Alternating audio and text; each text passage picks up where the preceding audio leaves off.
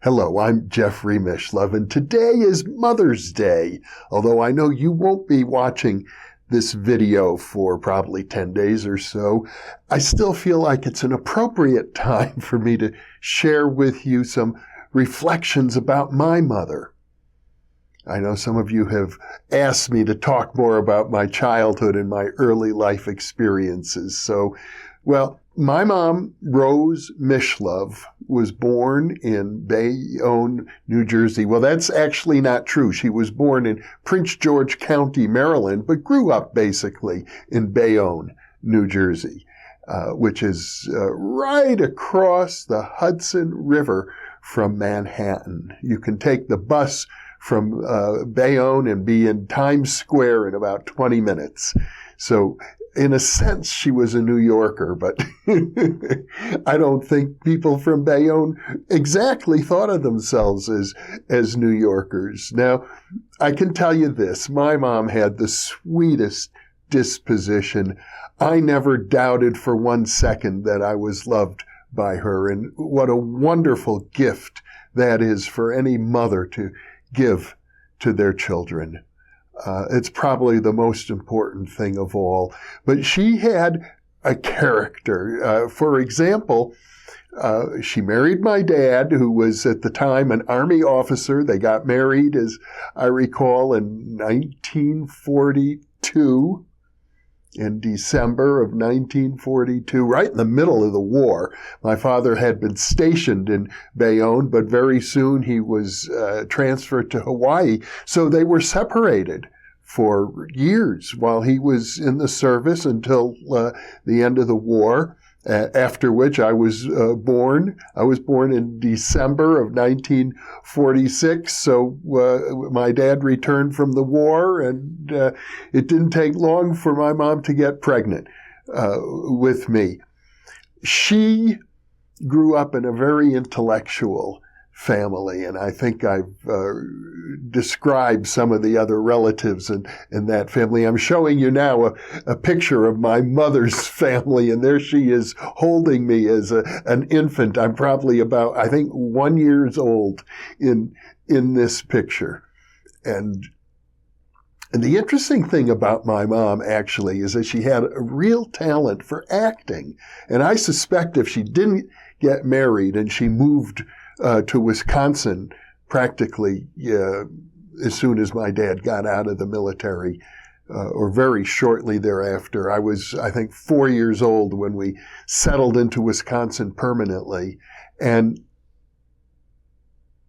she gave up her aspirations for an acting career at that time. I think, and I'm probably prejudiced, she could have had a career in Broadway.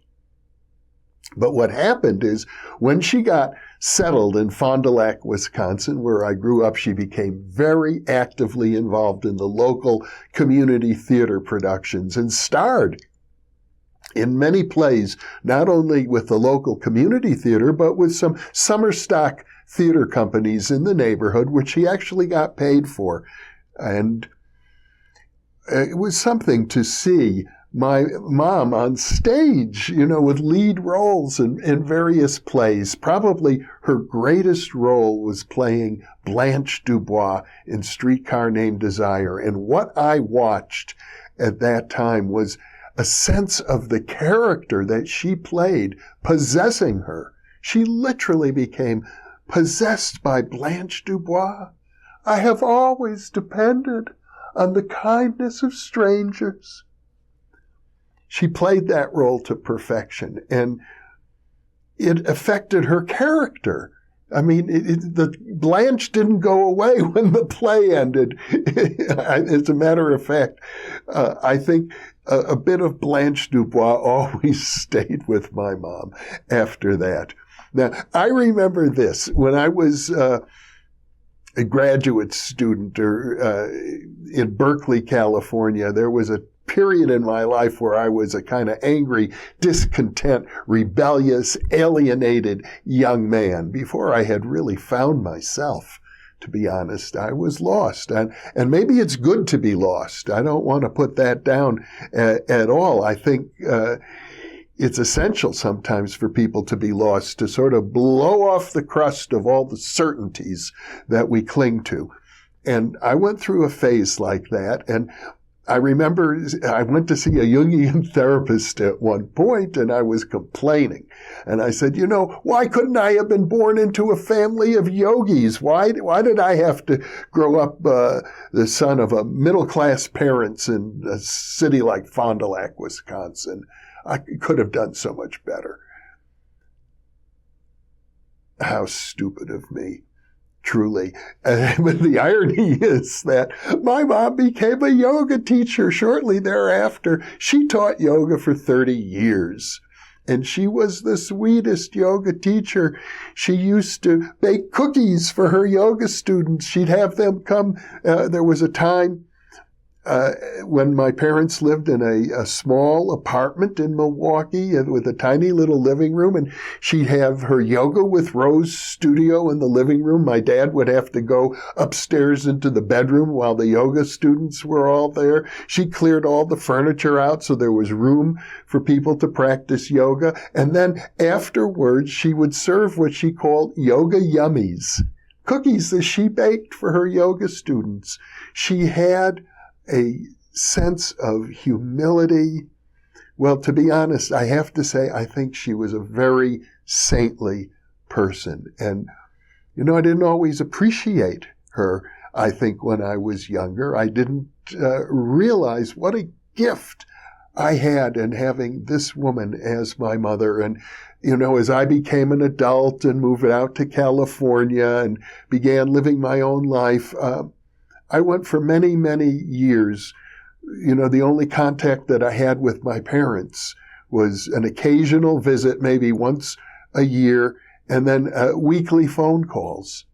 That was it until about 2006, when my mom was at that time 80, in her 80s, and living in Milwaukee. And she came for reasons that I won't go into right now to live with us in Las Vegas, where we were living. Well, I actually bought her a condo so she could live independently on her own. But the sad truth is that she was developing Alzheimer's, and within about a year, she was put into assisted living. I say was put into. I did it.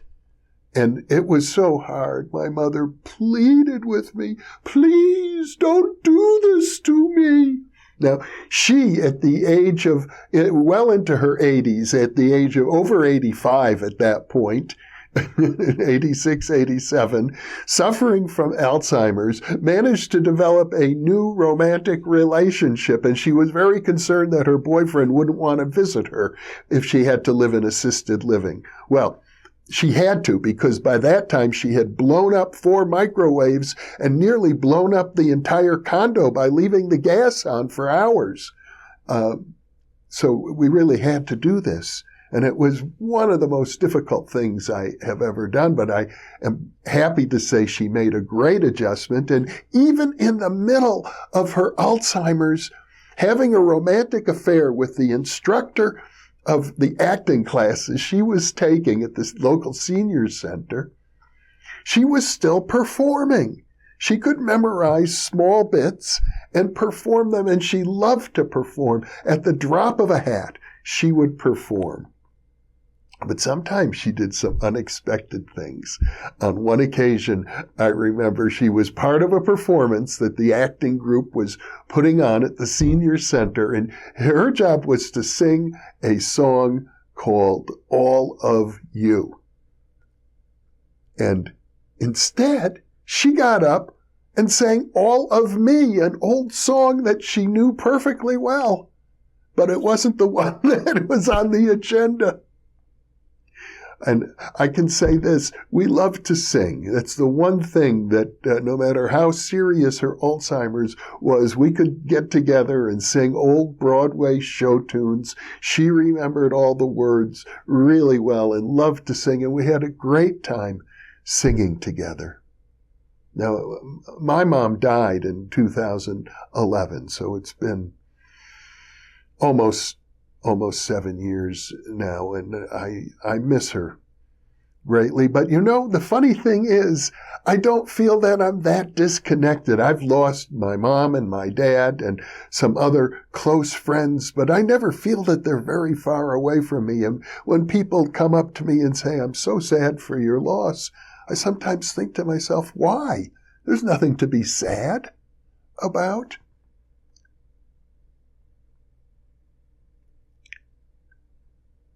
Well, what does this mean for you? There was a time in my life where I had a very profound realization of what it meant to be a mother, what it meant to give birth, and what it meant for me as a mammal. Yes, we are all mammals, to have come from my mother's body, and she to have come from her mother's body, to arrive on this planet right through the body of your mother. What a profound thing it is, and actually I suspect rather hard for most males to grasp, especially males such as myself who have never had children of their own. In any case, for you, I think the lesson here is to give some thought to the strengths and weaknesses of your mother. How were you affected by your mother? Were there times when you felt you weren't loved? Can you forgive your mother for whatever misdeeds and mistakes she made in raising you? Because I suspect if your mother understood how those mistakes may have affected you, she would have asked you for your forgiveness. And I'll leave you with that thought. Thank you for being with me.